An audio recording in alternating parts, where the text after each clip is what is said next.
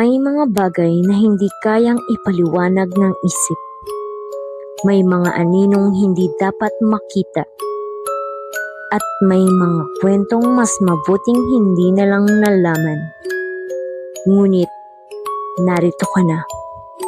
Kaya, patayin ang ilaw, lakasan ang volume, at ihanda ang iyong sarili. Maligayang pagdating sa tinig ng kababalaghan, kung saan ang dilim ay may tinig at ang takot ay may kwento. May mga lihim na dapat manatiling nakabaon. May mga pinto na hindi dapat binubuksan. At may mga pangalan na hindi dapat binabanggit. Ngunit, kapag ang isang lihim ay itinago ng napakatagal, darating ang panahon na ito mismo ang hanap ng paraan para makalaya. Ngayong gabi, matutuklasan natin ang tunay na kasaysayan ng mansyon ng Del Rosario at ang dahilan kung bakit hindi kailanman natahimik ang mga tinig sa dilim. Ito ang tinig ng kababalaghan. Nagising si Daniel sa gitna ng ganap na kadiliman. Walang dingding, walang kisame, walang sahig. Parang lumulutang siya sa kawalan. Pagkatapos, unti-unting lumitaw ang mga boses. Daan-daan, libo-libo, mga boses ng mga bata, mga babae, mga matanda, mga lalaking sumisigaw sa takot. Lahat sila ay umiiyak. Lahat sila ay nagsasalita ng sabay-sabay. At sa gitna ng ingay, may isang boses na mas malinaw kaysa sa lahat. Malamig, mabagal, at puno ng galit. Sa wakas, nagising ka na. Sa harap ni Daniel, may lumitaw na anino. Matangkad, nakapormal, at walang mukha. Parang natatakpan ng kadiliman ang kanyang ulo.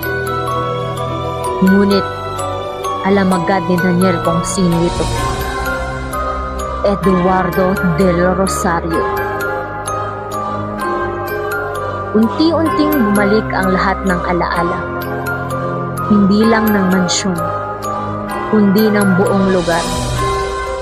Noong dekada 1940, may nakatuklas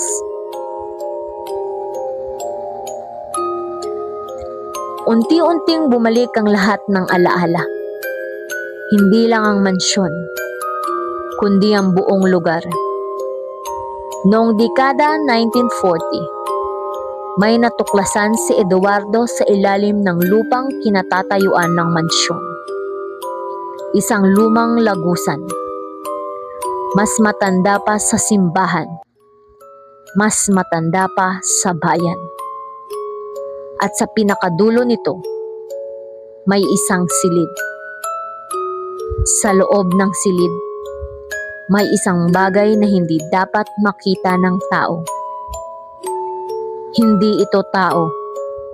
Hindi rin espiritu. Hindi rin demonyo sa karaniwang kahulugan. Isa itong sinaunang nilalang. Isang bagay na matagal nang natutulog sa ilalim ng lupa. At nang matagpuan nito ni Eduardo, nakipagkasundo siya rito. Kapalit ng kayamanan, kapangyarihan at mahabang buhay, kailangan niyang magbigay ng mga kaluluwa. Hindi isang beses, hindi 10, kundi habang buhay. Kaya itinayo niya ang mansyon sa ibabaw ng lagusan. At sa loob ng maraming dekada, naging kulungan ito. Lihim na kulungan para sa mga taong walang makapaghahanap. Ngunit hindi lamang matatanda ang mga biktima. May mga batang nawawala, mga ulilang walang pamilya, mga batang palaboy, at isa doon ay si Daniel. Biglang nagbago ang paligid. Parang pelikulang muling tumatakbo. Nakita ni Daniel ang sarili. Batang-bata pa. Nakakulong sa isang madilim na silid.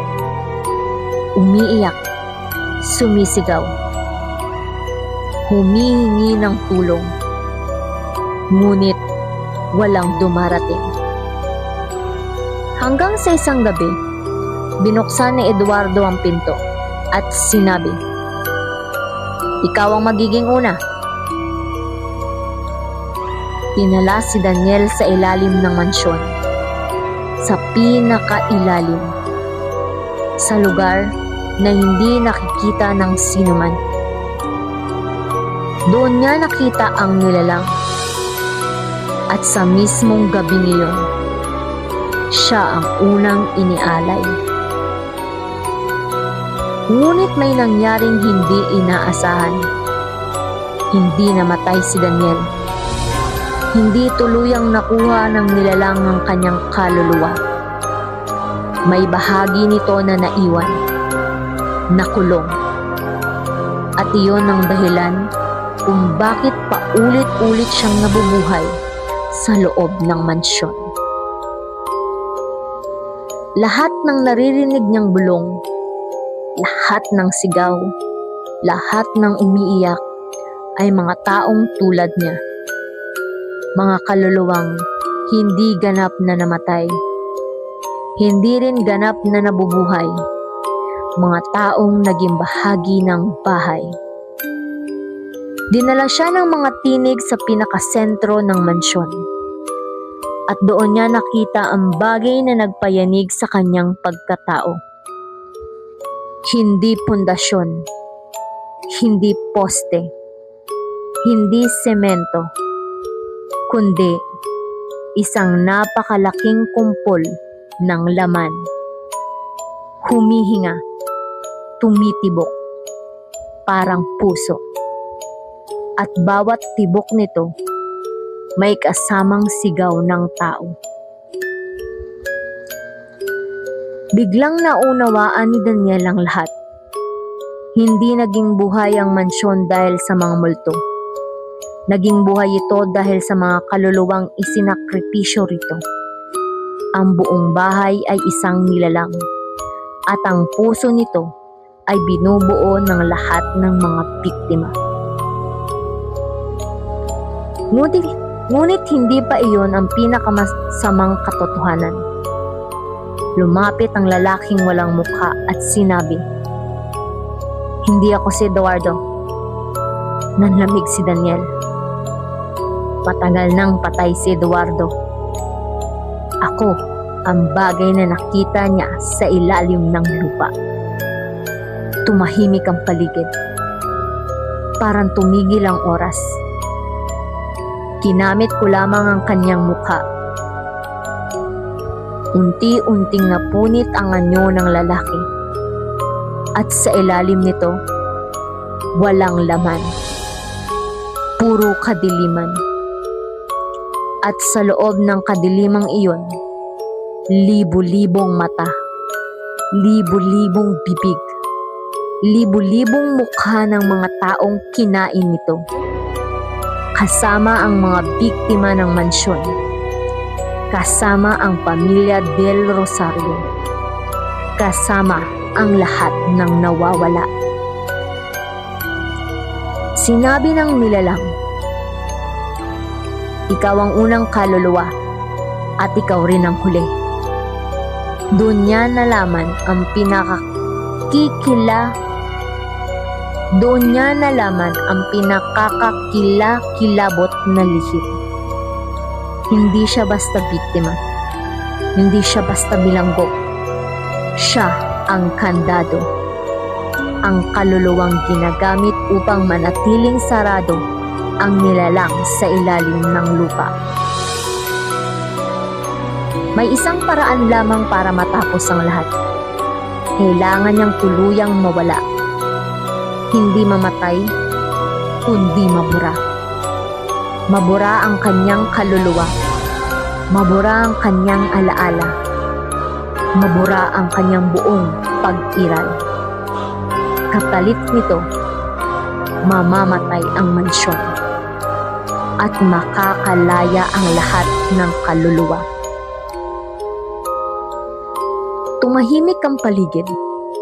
Naririnig niya ang mga umiiyak, mga batang matagal nang nakakulong, mga taong dekada nang naghihintay. At sa unang pagkakataon, nakaramdam siya ng kapayapaan. Ngumiti siya at nagsabi, "Tama na." Umalingaw-ngaw ang isang sigaw, hindi mula sa tao, kundi mula sa buong mansyon. Nagbitak ang mga pader, napasag ang mga bintana, gumuho ang sahig, at isa-isang naglaho ang mga bulong, hanggang sa wala nang natira. Pagdating ng umaga, nakita ng mga taga-bayan ang isang bagay na hindi nila inaasahan. Ang mansyon ng Del Rosario. Wala na. Parang hindi ito umiral kailanman. Puro damuhan na lamang ang naroroon. At sa gitna nito, may lumang teddy bear. Nakalagay sa lupa. Tahimik. Mag-isa. Minsan, ang pinaka-nakakatakot na mga halimaw ay hindi ang nakikita natin, kundi ang mga lihim na matagal nang nakabaon. At minsan, ang tunay na kabayanihan ay hindi ang paglaban para mabuhay, kundi ang pagsasakripisyo para matapos ang isang bangungot. Ito ang tinig ng kababalaghan. At tandaan, kapag may narinig kang tinig sa dilim, siguraduhin mong hindi ito nanggagaling mula sa ilalim ng iyong mga paa. Dahil baka may bagay na naghihintay lamang na muling magising. Magandang gabi at sana makatulog ka pa. Maraming salamat sa pakikinig sa Tinig ng Kababalaghan. Kung nagustuhan mo ang kwentong ito, huwag kalimutang mag-like, mag-subscribe at pindutin ang notification bell hanggang sa susunod na kwentuhan. At tandaan, hindi lahat ng naririnig sa dilim ay guni-guni lamang.